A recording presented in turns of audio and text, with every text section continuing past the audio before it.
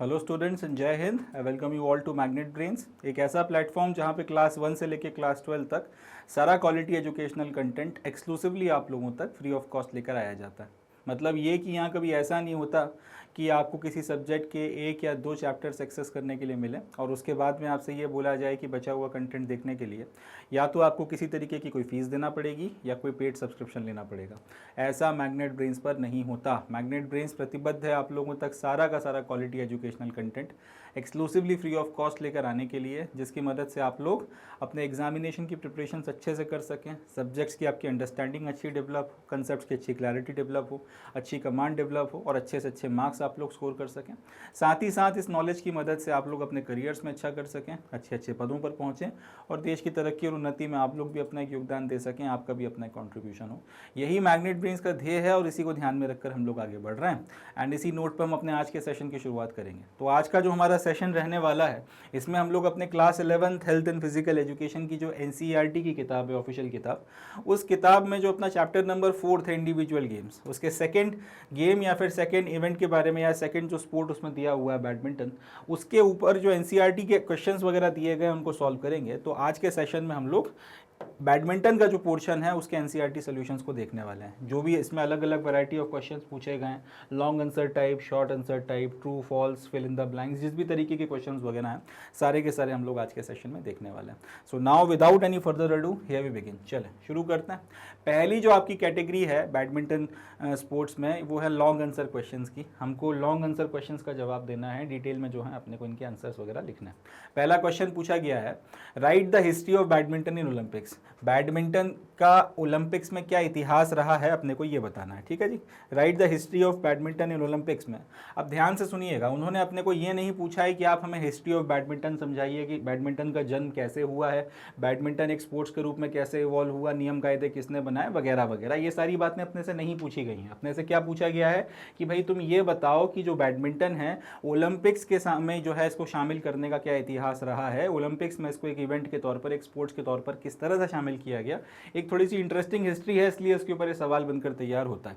तो इसका जवाब आप इस तरह से लिखना शुरू करें, salient features of history of badminton in Olympics R S follows. कि भाई बैडमिंटन जो है उसकी जो हिस्ट्री है ओलंपिक्स में, उसके ये इंपॉर्टेंट पॉइंट्स हैं या फिर ये इंपॉर्टेंट पैकेट्स हैं या फिर ये इंपॉर्टेंट सेलिएंट फीचर्स हैं, और एक एक करके फिर पॉइंट में अपन लोग जो है उनको लिखना शुरू करेंगे।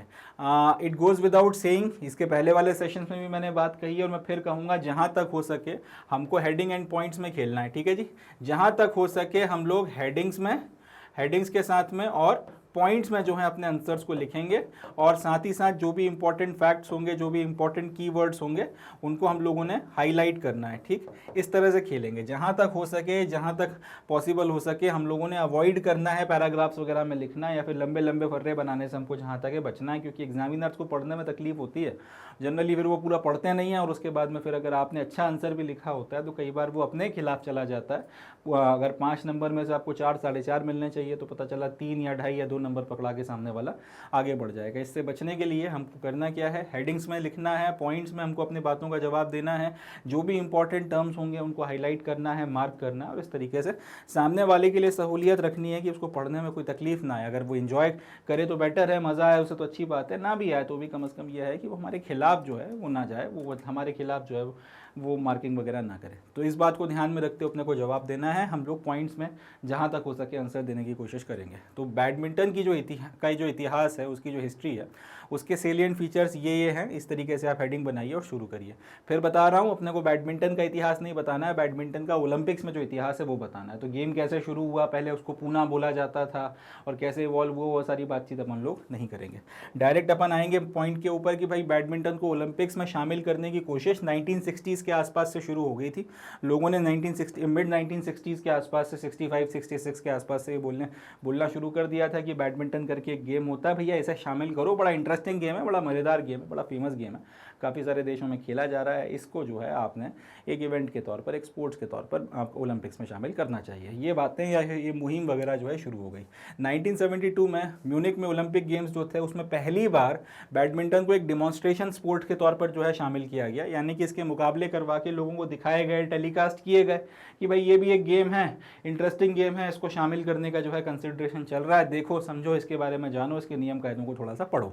तो 1972 में इसके डिमॉन्स्ट्रेटिव मुकाबले करवाए गए। हालांकि ये इवेंट के तौर पर अभी शामिल नहीं हुआ था। इवेंट के तौर पे शामिल होने का मतलब होता है कि इसके मुकाबलों में फिर जो आदमी जीतेगा हारेगा उसको जो मेडल्स मिलते हैं वो उनकी टैली में काउंट होते हैं। वो सारी चीज़ें यहाँ पर आपकी वो जो आपकी जिस देश से वो खेल रहे हैं उस देश की टैली में काउंट होते हैं और वो सारी चीज़ें होती हैं, वो सब कुछ यहाँ पर नहीं करवाया गया। फिर 1978 आया। 1978 तक जो है आते आते, अब जब 1972 में डिमॉन्स्ट्रेशन स्पोर्ट्स के तौर पर शामिल किया गया था तब लग रहा था कि ये अब शामिल हो जाएगा, ये अपना जो नेक्स्ट ओलंपिक्स होना है 76 वगैरह में, इस तक ये 76 आते आते या 80 आते आते 1980 वाला ओलंपिक्स आते आते बैडमिंटन जो है वो स्पोर्ट्स आपका एक इवेंट के तौर पर जो है आप शामिल हो जाएगा ओलंपिक्स में। फिर हुआ ये 1978 में जो पूरी प्रक्रिया चल रही थी कि बैडमिंटन को ओलंपिक्स का पार्ट बनाया जाए, ये स्टॉल हो गई, ये रुक गई, ये आप कह सकते हैं खटाई में पड़ गई। इसकी वजह ये थी कि आपका जो इंटरनेशनल बैडमिंटन फेडरेशन था उसमें स्प्लिट हो गया। जो इंटरनेशनल बैडमिंटन फेडरेशन की नाम की गवर्निंग बॉडी थी जो पूरी दुनिया में बैडमिंटन का प्रचार प्रसार और बाकी रूल्स एंड रेगुलेशंस देख रही थी, इस संस्था में जो है आपका स्प्लिट हो गया और इसमें से कुछ लोगों ने एक नई बॉडी या फिर एक पैरेलल बॉडी बना ली जिसका नाम रखा गया world badminton federation, WBF। World badminton federation के नाम से, WBF के नाम से जो है एक नई संस्था बना ली और ये IBF वालों को बोला कि अब आपके साथ में नहीं खेलना, हम अपनी अलग टीम बनाएंगे। कुल मिलाकर इंटरनेशनल बैडमिंटन फेडरेशन में जो है आपके दो हिस्से हो गए। अब जब इस तरीके की स्थिति आती है कि एक स्पोर्ट्स को गवर्न करने के लिए दो इंटरनेशनल बॉडीज दावा ठोक रही थी, तो ओलंपिक्स में इसको शामिल किया जाए ना किया जाए, और अगर किया गया तो फिर इन दोनों में से किसको जो है अथॉरिटेटिव माना जाएगा, इस तरीके के सवाल वगैरह उत्पन्न हो गए। तो फिर उन्होंने बोला कि अब छोड़िए, अब बैडमिंटन को शामिल ही नहीं कर रहे। तो इस तरीके से इनकी जो लड़ाई झगड़े हैं उसके चलते में ये स्थिति बन गई। अब ये जो वर्ल्ड बैडमिंटन फेडरेशन बनकर तैयार हुआ था, लगभग 13 एशियन कंट्रीज ने और 6 अफ्रीकन एसोसिएशंस ने, कंट्रीज वगैरह इसमें ज़्यादा थी मगर 6 एसोसिएशंस ने वर्ल्ड बैडमिंटन फेडरेशन को जो है मान्यता दे दी या फिर वर्ल्ड बैडमिंटन फेडरेशन जो है उसको ज्वाइन कर लिया। बाद में खैर इनके लड़ाई झगड़े चलते रहे। 1981 आते आते आपका 1981 में इंटरनेशनल बैडमिंटन फेडरेशन और वर्ल्ड बैडमिंटन फेडरेशन जो है ये दोनों फिर से यूनिफाइड हो गए और ये दोनों साथ में जुड़कर फिर से एक संस्था के तौर पर काम करने लगे। अब जब ये समस्या खत्म हो गई कि अगर ओलंपिक्स में शामिल किया जाएगा तो फिर IBF इंटरनेशनल बैडमिंटन फेडरेशन या फिर वर्ल्ड बैडमिंटन फेडरेशन WBF में से आप किसको जो है इंपॉर्टेंस आप इसकी रिप्रेजेंटेटिव बॉडी मानोगे, इंटरनेशनल गवर्निंग बॉडी मानोगे। जब ये समस्या खत्म हो गई, दोनों फिर से जुड़ गए, उसके बाद फाइनली बैडमिंटन को जो है ओलंपिक गेम्स के तौर पर इंटरनेशनल ओलंपिक कमेटी के द्वारा एक्सेप्ट कर लिया गया 1985 में ईस्ट बर्लिन में। ठीक है जी, 1985 में ईस्ट बर्लिन में इसको एक्सेप्ट कर लिया गया। मगर ओलंपिक का जो चार्टर है, ओलंपिक के नियम कायदों का जो पूरा का पूरा आपका जो उनके पास में जो बना के उन्होंने रखे हुए हैं रूल्स एंड रेगुलेशंस का चार्टर, उसमें ये लिखा हुआ है कि अगर आप किसी गेम को शामिल करना चाहते हैं, किसी नए गेम को अगर आपने शामिल करना है ओलंपिक्स में, तो कम से कम 7 साल का पीरियड होना चाहिए। 7 साल पहले से आपने बताना पड़ेगा इंटरनेशनल ओलंपिक कमेटी ने कि भैया आज से 7 साल बाद जो है ये गेम जो भी अपना ओलंपिक अगला होने वाला है उसमें इसको शामिल किया जाएगा। तो 7 साल के पीरियड के चलते 1985 के बाद जो आपके अगला ओलंपिक्स होना था उसमें ये शामिल नहीं हुआ।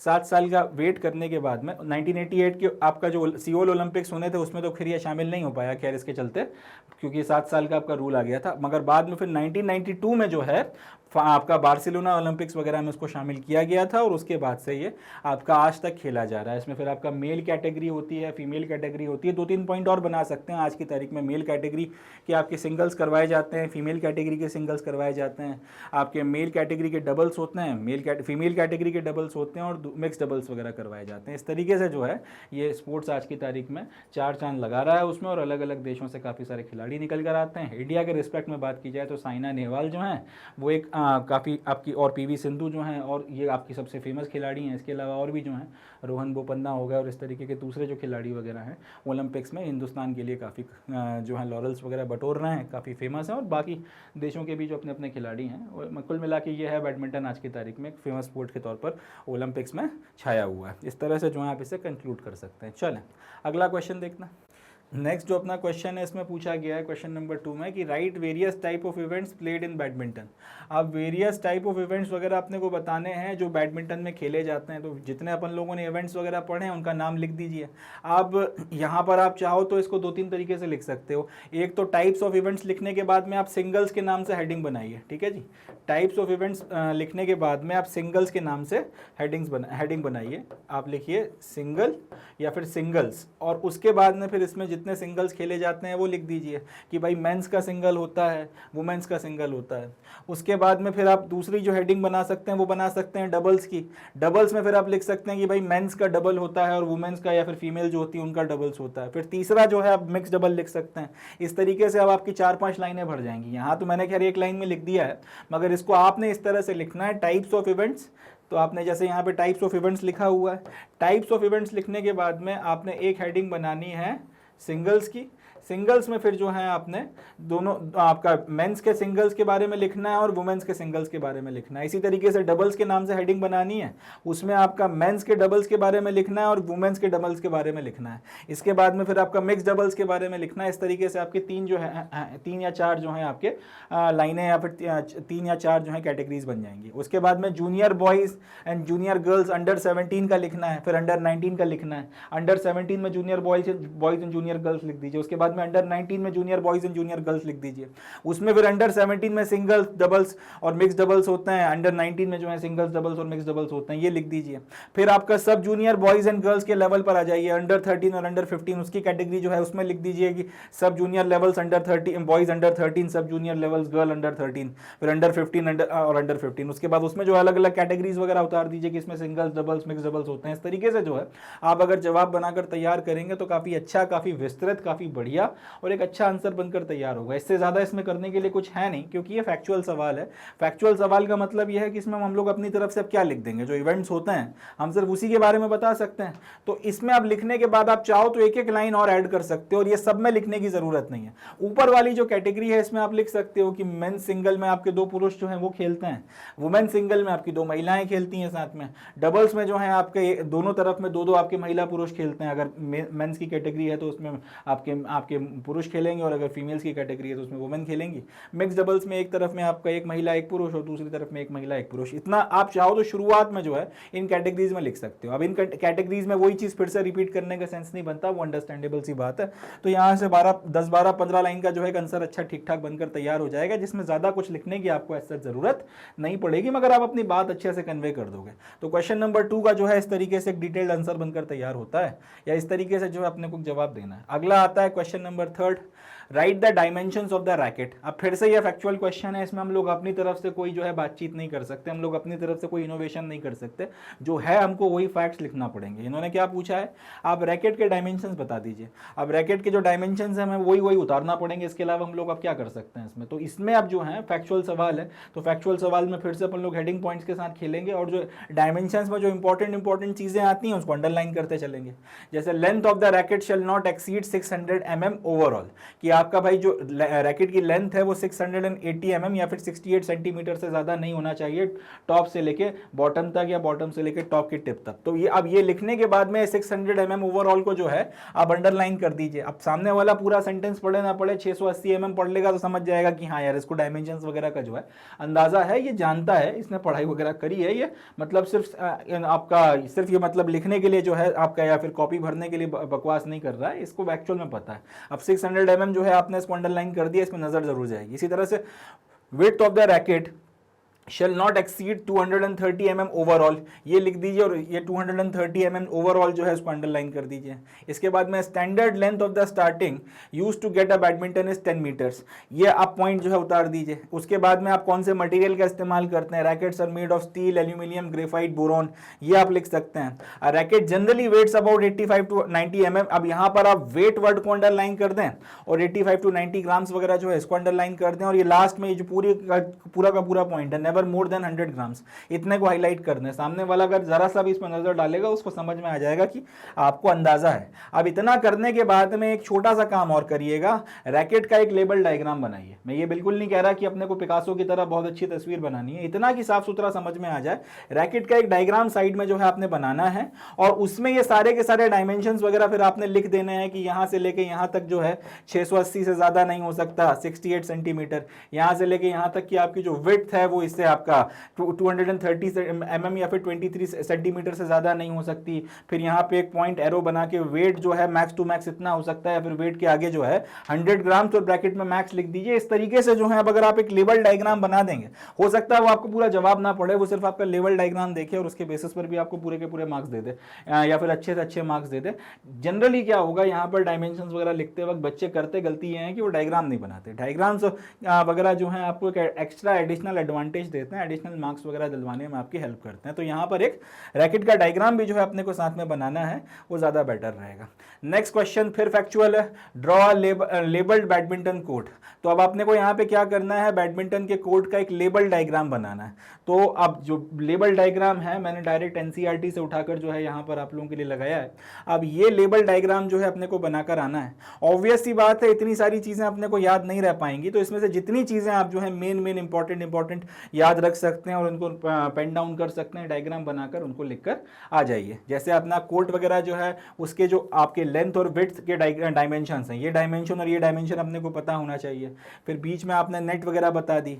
उसके बाद में फिर आपने जो है आपका पीछे की तरफ में जो लाइन बनाई गई है जिससे आपका कोर्ट दो हिस्सों में डिवाइड होता है, राइट सर्विस एरिया और आपका लेफ्ट सर्विस एरिया, वो आपने बना के बता दिया। इस तरीके से जो है कुछ चीज़ें बना के बता दें। अब ये जो डायमेंशंस वगैरह हैं एग्जैक्ट अगर याद नहीं भी रहते हैं तो भी कोई दिक्कत नहीं है, ऐसे नंबर सारे के सारे याद रखना थोड़ा सा मुश्किल हो जाएगा, मगर ओवरऑल इतना जो है इतना आपको पता होना चाहिए कि नेट यहाँ पे लगा हुआ उसको डॉटेड लाइन से बता दिया, शॉर्ट सर्विस लाइन जो है दोनों तरफ की वो बना दी, सेंटर लाइन बना दी, राइट सर्विस कोड बना दिया, लेफ्ट सर्विस कोड बना दिया, यहाँ पे आपका left service code, right service code. इस तरीके से जो है आपके जो मेन डायमेंशंस वगैरह हैं वो अगर आपने लिखकर तैयार कर दिए हैं बैडमिंटन कोर्ट के, मोर देन इनफ है। आपको या तो पूरे या फिर मैक्सिमम मार्क्स वगैरह जो हैं आपके एग्जामिनर के द्वारा अलॉट कर दिए जाएंगे। चलें अगला क्वेश्चन देखते हैं। अब हम लोग शॉर्ट आंसर क्वेश्चंस की तरफ आ गए हैं। शॉर्ट आंसर क्वेश्चंस की जो अपनी नेक्स्ट कैटेगरी है वो शुरू हो गई है, तो अब इसको हम लोग सॉल्व करेंगे।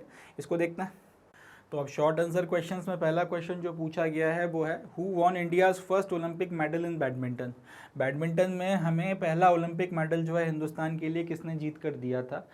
तो इसका जो जवाब है वो साइना नेहवाल थी, जिन्होंने ओलंपिक्स के में हिंदुस्तान के लिए पहला ओलंपिक्स में बैडमिंटन में हिंदुस्तान के लिए पहला जो मेडल है वो जीता था। तो क्वेश्चन नंबर 1 का जो सही जवाब है वो है साइना नेहवाल। अगला question, what is the legal height of a badminton player, what is the legal height a badminton player is allowed to serve from। यानी कि बैडमिंटन का जो एक प्लेयर है वो कितनी हाइट से जो है सर्व कर सकता है, मैक्सिमम कितनी हाइट से जो है आपको आपका जो शटल कॉक है उसको सर्व करना है, मैक्सिमम जो लीगल हाइट है जहाँ से आप बॉल को मार कर अपने अपोनेंट की तरफ भेज सकते हो वो कितना है। इसका जो जवाब है वो है 1.15 मीटर। 1.15 मीटर वो लीगल हाइट है जिसके ऊपर से आप सर्व नहीं कर सकते, आपको इस हाइट के अंदर रहते हुए जो है सर्व करना है। इसका मतलब यह है कि मैक्स टू मैक्स आप इतनी हाइट तक जो है शटल कॉक को लेकर जा सकते हो हिट करने के पहले, इससे ऊपर लेकर नहीं जा सकते। ये अपने को याद रखना है। क्वेश्चन नंबर 2 का जो सही जवाब है वो 1.15 मीटर है। चलें फिल इन द ब्लैंक्स वगैरह देख लेते। तो जो पहला क्वेश्चन है अपने पास यहाँ पे फिल इन द ब्लैंक्स में वो है, weight of the shuttle should be. अब फिल इन द ब्लैंक्स का पहला क्वेश्चन अपने से पूछ रहा है कि जो शटल कॉक इस्तेमाल होती है भैया उसका वेट बताओ। तो इसका जो वेट है वो है 4.74 ग्राम से लेके 5.50 ग्राम, लगभग 4.74 ग्राम से लेके 5.50 ग्राम के बीच में जो है इसका वेट होता है। देख लीजिए एक बार, शटलकॉक का वेट कितना होता है, 4.74 ग्राम से लेके 5.50 ग्राम के बीच में। ठीक है, ये याद रखना पड़ेगा, ये क्योंकि अपने को एनसीईआरटी में भी दिया हुआ है, तो एक फैक्ट आपसे ये पूछा जा सकता है एक नंबर में। तो आपका 4.5 ग्राम से लेके 5.5 ग्राम के बीच में जो है शटलकॉक का वेट रखा जाता है। अब इसके बीच में कुछ भी हो सकता है, 4.74 से कम नहीं होना चाहिए, 5.5 ग्राम से या फिर 5.50 ग्राम से ज़्यादा नहीं होना चाहिए। क्वेश्चन नंबर 1 का जवाब ये हो गया। Next question, height of the badminton court for international competition shall be. अब आपका जो बैडमिंटन कोर्ट है इसकी हाइट आपका इंटरनेशनल कॉम्पिटिशन्स के लिए 12 मीटर रखी जाती है। मतलब यह है कि आपका जो ग्राउंड है उससे लेके सीलिंग तक की जो हाइट वगैरह है 12 मीटर रहती है उस इंडोर कोर्ट की, जिसके अंदर ये पूरा का पूरा मैच वगैरह करवाया जाता है। इसको याद रखना है। बैडमिंटन कोर्ट की हाइट का मतलब क्या है कि मैक्स टू मैक्स आपका जो ग्राउंड है इससे आपका जो सीलिंग है उस तक की हाइट की बात यहाँ पर की जा रही है, और ये मैक्स टू मैक्स 12 मीटर होती है, उससे ज़्यादा नहीं रखी जाती। 12 मीटर से ऊपर जो है आप बैडमिंटन का जो इंडोर कोर्ट है उसकी सीलिंग को नहीं बनाते हैं। चलें, तो क्वेश्चन नंबर 2 का जो सही जवाब है वो हो गया 12 मीटर। अगला देखते हैं question number 3। The colours of the lines of badminton court should be. अब बैडमिंटन कोर्ट में जो लाइंस वगैरह बनाई जाती हैं अलग अलग हिस्से बताने के लिए, जैसे आपका ये बैडमिंटन कोर्ट बना दिया, उसके बाद में इस तरीके से आपके दोनों सर्विस कोर्ट्स बनाए जाते हैं, ये बीच में नेट वगैरह बनाई जाती है। इन सारी की सारी चीज़ों को बनाने के लिए, डिस्क्राइब करने के लिए जिन लाइंस वगैरह का इस्तेमाल किया जाता है वो सारी की सारी लाइंस वाइट कलर की होती हैं। इसको जब इस जवाब को याद रखिएगा, ये सारी की सारी लाइंस वाइट कलर की होती हैं, सफ़ेद वाइट, ठीक है जी, ये ध्यान रखना है अपने को, वाइट कलर की लाइंस होती हैं। अगला क्वेश्चन देखते हैं, question number 4। State whether true और फॉल्स। आपका अब Thomas cup was first held in 1956। Thomas cup जो है ये सबसे पहले 1956 में करवाया गया था, भाई ये गलत है। 1949 में जो है इसको शुरू करवाया गया था। थॉमस कप 1949 से हो रहा है, ना कि 1956 से हो रहा है। तो ये जो स्टेटमेंट है अपना गलत है, ये जो स्टेटमेंट है अपना फॉल्स है। चलें अगला देखते हैं। इन badminton doubles a side has only one service, यानी कि बैडमिंटन में डबल्स में आपका कोई साइड वगैरह जो है उसके पास में सिर्फ एक ही सर्विस होती है, यानी कि ये नहीं है कि दो प्लेयर्स हैं तो आप दो बार सर्व करोगे, एक ही बार जो है आपको सर्विस करने का मौका मिलता है एक टीम के तौर पर। दोनों को अलग अलग इंडिविजुअल दोनों प्लेयर्स को आपको सर्विस का मौका नहीं मिलता। तो ये बात भी सच है, ये बात ट्रू है, इसमें कोई शक की बात नहीं है, शक और शुबा नहीं है कि बैडमिंटन में आपका कोई साइड वगैरह है, डबल्स वगैरह के मैच चल रहे हैं, मिक्स डबल्स के मैच चल रहे हैं, सिंगल्स के मैच चल रहे हैं, हर एक जो साइड है उसको सिर्फ एक ही सर्विस करने का मौका मिलता है। तो क्वेश्चन नंबर 2 का जो जवाब हो जाएगा वो है कि ट्रू, ये सही है। अगला, 60 second interval between each game is allowed. अब बैडमिंटन में अपने को पता है कि एक मैच में 3 गेम्स होते हैं, 21-21 पॉइंट के 3 गेम्स वगैरह कराए जाते हैं, और हर एक गेम के बाद में आपको थोड़ा सा ब्रेक मिलता है। तो कितने का ब्रेक मिलता है, ये बोल रहे हैं 60 सेकेंड का या फिर 1 मिनट का ब्रेक मिलता है, ये गलत है। 2 मिनट का जो है वो ब्रेक दिया जाता है, 2 मिनट का इंटरवल, या फिर इसको इस तरह से बोल सकते हैं कि 120 सेकेंड जो है उसका इंटरवल आपको मिलता है, 120 सेकेंड्स का टाइम आपको मिलता है, या 2 मिनट का जो है आपको इंटरवल दिया जाता है आपके कंसेक्यूटिव मैचेस के बीच में। पहला गेम हो गया, उसके बाद में दूसरा गेम खेलने जाना है तो उसके पहले 2 मिनट का या 120 सेकंड का इंटरवल एक हो गया, दूसरे गेम के बाद में तीसरे के बीच में भी फिर जो 120 सेकंड या फिर 2 मिनट का जो है इंटरवल वगैरह आपको देखने के लिए मिलता है। तो क्वेश्चन नंबर 3 का जो सही जवाब बनता है, एक 60 सेकंड का इंटरवल नहीं बनता, ये आपका 2 मिनट का इंटरवल बनता है। तो ये चीज़ जो है वो फॉल्स हो जाएगी, ये याद रखनी है, ये बात अपने को ध्यान रखनी है, ये स्टेटमेंट गलत है। क्वेश्चन नंबर 3 का सही जवाब फॉल्स है। नेक्स्ट जो अपना क्वेश्चन है इसमें पूछा, या इसमें जो स्टेटमेंट है, a player can win a game with a score of 30-28 points. सही बात है ये कि आपका एक प्लेयर जो है वो 30-28 के साथ में एक गेम को जीत सकता है। थोड़ा सा मैं समझा देता हूँ इस चीज़ को, ये स्टेटमेंट हालांकि ट्रू है, ये बात सच है। अब मैं समझा देता हूँ कि ये कैसे सही है। 21 पॉइंट का अपना गेम होता है, 21 पॉइंट के गेम की शर्त यह है कि भैया आपको 21वां पॉइंट जो है कम से कम 2 पॉइंट की लीड के साथ में लेना है। मतलब ये कि अगर आपके अपोनेंट के कम से कम जो है अगर 19, कम से कम नहीं, ज़्यादा से ज़्यादा अगर 19 पॉइंट हैं, तब आप 21 पॉइंट अगर कर लेते हैं तो आप जीत जाएंगे, क्योंकि 21वां पॉइंट होता ही आपकी 2 पॉइंट की लीड है। तो पॉइंट सवाल ये तो इसका जो कंडीशन है वो ये है कि 21st पॉइंट जब आपके पास में आता है, 21वां पॉइंट जब आपके पास में आता है, तब दूसरी शर्त यह है कि आपके पास में 2 पॉइंट्स की लीड होनी चाहिए, तब जाकर आप तब जाकर आपको जो है विजेता माना जाता है। आप सपोज कर लीजिए कि आप 21वां पॉइंट स्कोर ही नहीं कर पाए और उसके पहले सामने वाले ने जो है 20वां पॉइंट स्कोर कर दिया, या फिर 19 की जगह उसने 20वां पॉइंट स्कोर कर दिया और उसके बाद में आप 21वां पॉइंट स्कोर करते हैं, तब अपन लोगों को ये बात पता है कि तब ये मैच खत्म नहीं होता, तब इस मैच को फिर कंटिन्यू किया जाता है। अब यहाँ से कोशिश ये रहती है कि किसी भी तरीके से जो है आप 2 पॉइंट की लीड बना लो। फर्ज कर लेते हैं कि 2 पॉइंट की लीड अब इनमें से कोई भी नहीं ले पाएगा, ये आदमी 22वां पॉइंट स्कोर करता, उसके पहले सामने वाले ने 21वां पॉइंट स्कोर कर दिया, तो अब ये 22वां पॉइंट स्कोर करता, उसके पहले सामने वाले ने 21वां स्कोर कर दिया, अब ये 23वां पॉइंट स्कोर कर पाया, उसके पहले सामने वाला 22वां पॉइंट स्कोर कर दिया। इस तरह से गेम अगर बढ़ता जा रहा है और 2 पॉइंट की लीड कोई नहीं बना पा रहा, तो ऐसी कंडीशन में फिर एक रूल है कि 28, अगर लेट से आपका 29 पॉइंट्स तक मैच पहुंच गया है, या 28 पॉइंट्स 29 पॉइंट्स तक मैच पहुंच गया, 28 पॉइंट अगर किसी के हो गए और उसके बाद सामने वाले दोनों में से किसी ने भी अगर एक 29वां पॉइंट भी स्कोर कर दिया, अब जो भी व्यक्ति 30वां पॉइंट अब स्कोर करेगा, 38 पॉइंट अब जैसे ही आएगा, वैसे ही 30वां पॉइंट स्कोर करते ही सामने वाला विजेता डिक्लेयर हो जाएगा।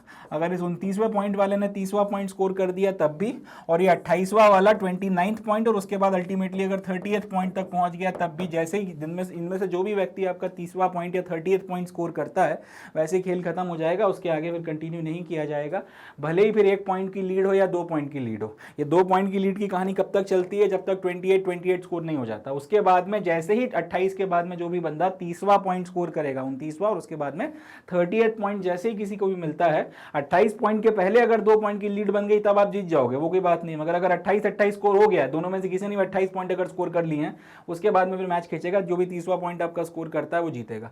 तो ये सही बात है, ये ट्रू है। इसका जो सही जवाब है वो ट्रू है, और इतना एक्सप्लेनेशन इसलिए ताकि ये फैक्ट आपके दिमाग में रहे, ये फैक्ट आपको जहन में याद रहे। अगला question, high service sometimes use in badminton men single, ये गलत है। ये जनरली जो है आपका नहीं, high service sometimes used in badminton men single, ये बात सच है, ये सही है, ये ट्रू है। ये इसलिए ट्रू है कि जनरली आपका जो हाई सर्व है वो फीमेल्स के आपके मैचेस में इस्तेमाल होता है, वुमेन्स के जो सिंगल्स होते हैं उसमें आपका हाई सर्व का इस्तेमाल किया जाता है, मगर कभी कभी ये आपका मेल्स के उसमें या फिर आपके मेंस के सिंगल्स में भी इस्तेमाल हो रहा है। इन लोगों ने यही बोला है कि कभी कभी जो है समटाइम्स ये बैडमिंटन के मेंस सिंगल्स में इस्तेमाल होता है, तो ये स्टेटमेंट सही हो जाता है। अगर ये लिखा होता कि हाई सर्व जो है, समटाइम्स वर्ड अगर यहाँ पे ना होता, अगर ये लिखा होता है कि हाई सर्व जो है वो बैडमिंटन के मेंस सिंगल्स में इस्तेमाल होता है, तब ये स्टेटमेंट गलत हो जाता। अगर यहाँ पे ये लिखा होता है कि हाई सर्व जो है वो आपके वुमेन्स के सिंगल्स में इस्तेमाल होता है, तब ये स्टेटमेंट ट्रू हो जाता। और ये बात जो है अपन लोगों ने एनसीईआरटी में पढ़ी है कि हाई सर्व जनरली क्या होता है, महिलाओं के सिंगल्स में इस्तेमाल होता है, कभी कभी पुरुषों के मैचेस में भी आपको हाई सर्व देखने के लिए मिलता है। और वही स्टेटमेंट यहाँ है कि हाई सर्व जो है कभी कभी आपका बैडमिंटन के मेन सिंगल्स में भी आपको देखने को मिलता है। तो उस लिहाज से, उस मुराद से अगर आप देखोगे, उस पॉइंट ऑफ व्यू से आप देखोगे, तो ये स्टेटमेंट आपका सही हो जाता है। चलें आगे बढ़ते हैं।